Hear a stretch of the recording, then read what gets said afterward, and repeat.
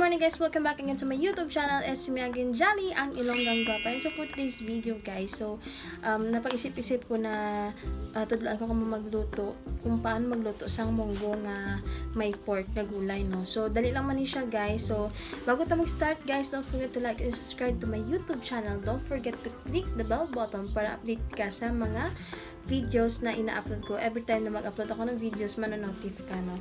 So, ayan guys. So, bago tayo mag-start, introduce ko muna yung kung ano yung mga kailangan natin na mga ingredients sa pagluluto natin for today. And so, namalengke ako, no? So, always ako nagdadala ng eco bag every time na maglakad ko sa palengke, no? So, first is kailangan natin ng karne.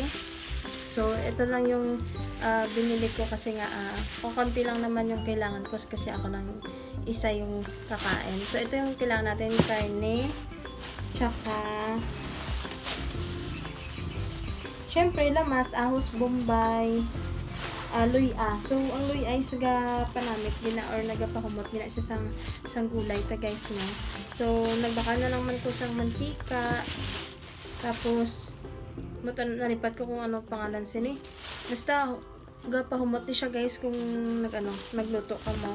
Tapos, especially sili green. I love sili green every time na magluto ko sa mga sabaw-sabaw. So, sili green gina ko dati pa.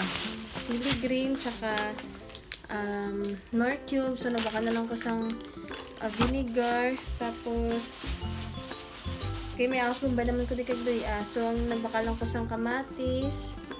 Tapos, imbis na ibakal ko nga tong kalabasa nga tagjis ang slice, nagbaka na lang ko sang pang pinakbet balaha para all in one na siya. So nakatipid ko 10 pesos lang. Kay kung magbahal ka pa sang patola, gis, okra gis, talong gis, tapos kalabasa gis. So damo na siya, no. So amo lang ni ato na gibakal kay pang isahan lang man taon. Tapos syempre I love alugbati. Ayan, alugbati. So, alugbati. So, 10 pesos. Fresh na fresh, oh. Or gibasa lang gini para maging fresh. Diba? So, tapos, and then, yung, munggo. So, tara guys, mag-slice kita sang, atong nga mga panakot. So, bago yan, lagaon ko na yung munggo, butang ko sa tubig. Tapos, ilaga ko siya for 10 minutes, I think, or basta nga magbuka na ang munggo nga ni guys. So, let's get started! Ayan guys, nagluto na ta sang munggo nga may tubig. So, pasensya sa kay nag-board lang man ko. So, pang dinalian lang yun yung mga kadero. Ayan. So, wait lang natin mga 10 to 15 minutes guys. So, ayan guys. So, napaano ta na tong tawag sina? Munggo. So, need natin himon is mag-slice kita sang pork na isagol ta karon sa aton nga munggo. So gabukal-bukal na siya guys, no, bago ko lang siya sinad, gabukal na siya. So wait lang pa hindi makita ang gina-slice gouyog. Ayan. Ayan. So mas namin gani siya guys nga ang may taba-taba gid siya guys kay para gid siya ba. Maglutaw-lutaw karon. So, trivia lang guys, no. So, dati tani, gusto ko nga kurso is HRM. Kaso lang, wala akong ginsugtan ni mama nga HRM ang kwaon ko. So, naging IT na lang ako. So, by the way, nag-graduate pala ako sa STI Coronadal, no. So, yung course ko po is IT. Pero, yung passion ko po, hindi po related sa mga computer. Pero, medyo related naman kay naga-vlog man ko, naga-edit man ko, picture man ko. So, ang lang gid guys, no, hindi iba lang gid ang nasa heart mo gid ba? Do iba gid ang nararamdaman siya. Nararamdaman. Ayan. So, i-slice mo lang siya into small pieces. Ayan. Lagyan na siya nga pieces. Ay, karon gisahan ta ni siya karon na. Mayara man iban nga ginadiretso lang siya lulog. Mayara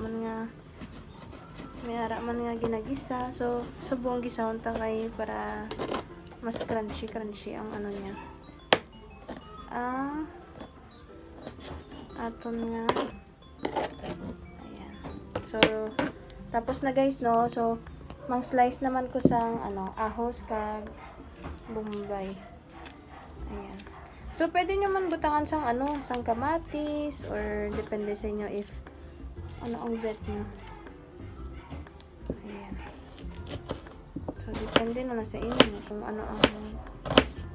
Wait lang guys, sa akin naubos ang bitinta. Patay.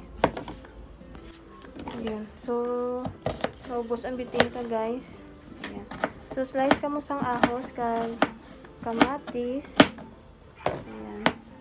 Ahos kag kamatis or pwede nga wala naman kamatis guys. So, depende lang sa taste niya, no.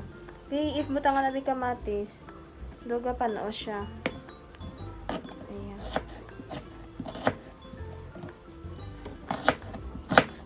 Ahos mo guys. Oh my god, doon naghibi na ko. Oh my god. Oh. Ahos mo.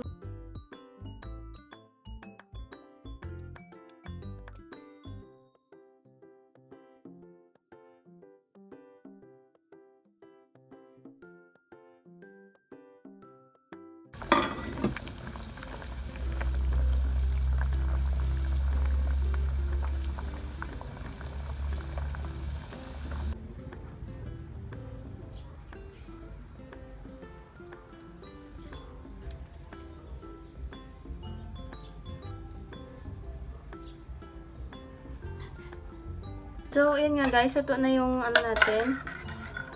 Munggo. So, isailot na natin sa gamay nga bowl. Kaya para magisa na kita sa aton nga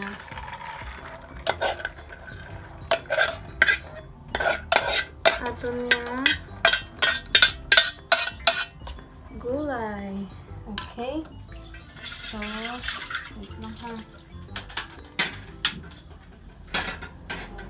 So, arin na guys, oh. Arin na siya. Ayan, pakita ko guys. Wait lang.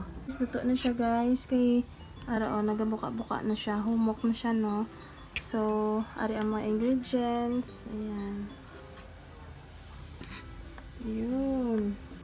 So, ayan guys. Bago ta mag-start, is butangan ta na isang mantika. Kay para mag-isa kita sang aton nga ano tawag siya na? Munggo. Malipatong yung good pa rin. So, ang ato nga igisa is ahos, kag bombay, kag luya. Ayan. So, gisahon to ni guys. So, depende sa inyo guys if gusto nyo magbutang sang ano, sang kamatis, or depende sa inyo. Ayan. So, igisa ko na. Ahos, bombay, kag luya. Ayan.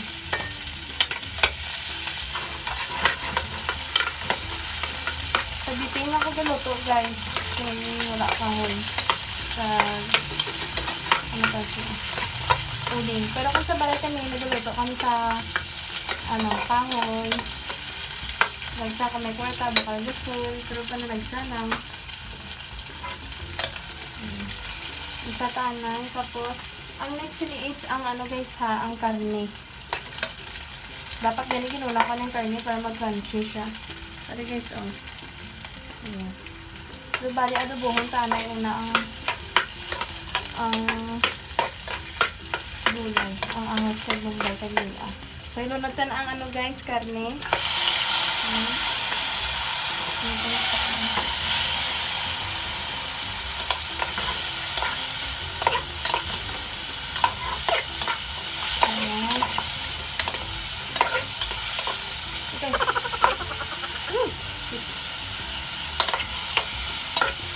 Tapos butangan to sa toyo, gamay lang, kag langgaw. Tapos gamay nga init tubig.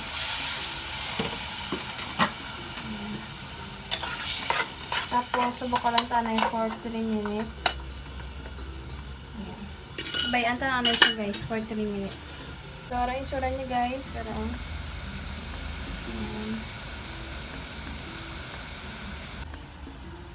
So, habang nagabukal lang ano guys, so mga siguro 10 minutes na siya nagabukal, no. Ibutang ta ang ano, munggo. Munggo nga gipakuluan ta kagina. So, ayan. Ay! Nagkaroon. So, para nga mas bonggang ato nga gulay with matching munggo. Ayan. So, wait lang siguro mga 10 minutes again para maano nato. Tansya nga dunot-dunot with ang ano, munggo. Kaya ari ka gina half cook na siya kagina. Kaya syempre lagaon pa man siya. Gibutan ko lang siya diri para nga mag-ano gid siya, magdunot na siya. No, basi ka kaon ka tiga pa kag mauto din mo nga ano. Nipon. So wait lang natin mga 10 minutes. See ya. So ayan guys, nagakulo-kulo na gid siya. Gidugangan ko na siya tubig kay naguba siya no.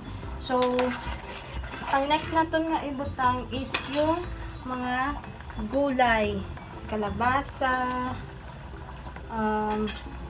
balatong, okra, talong, ampalaya. Kaya yung gamit ko is yung ano, yung ang tawag na? Katola. Tapos, ilasta na lang ning alugbati guys, kaya dali lang na siya maluto. No? Ilunod na ang pahumot. Tapos, sili green. Sili green. Ayan. Okay, dapat na mag-12 gutom na guys, no? So, luto naman ang tinigang ko, ginapawal-wal na lang. Hala, chili green. Tapos, siguro 3 minutes. So, kubayaan ta na nga nagabukal yapon siya guys. Para maano ta, masigurado ta din nga luto git ang gulay. Pero okay magyapon kung half cook ang gulay guys. Pero para sa akon, masama ang half cook. Yan, okay. Tapos, pabukalan ito ang anay for 3 minutes. Ayan. Wow.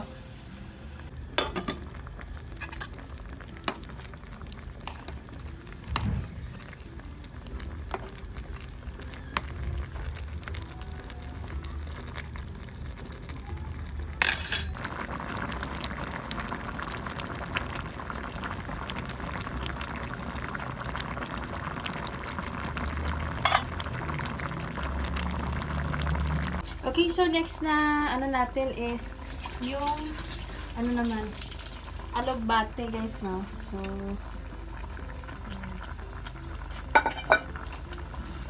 alugbate. Pwede mo na siyang ibutangan sa ano barunggay. Ayan. Napababaw-babaw ito na lang. Babaw-babaw. Napababaw-babaw ito na siya guys. So, tinaman ta if sakto ba?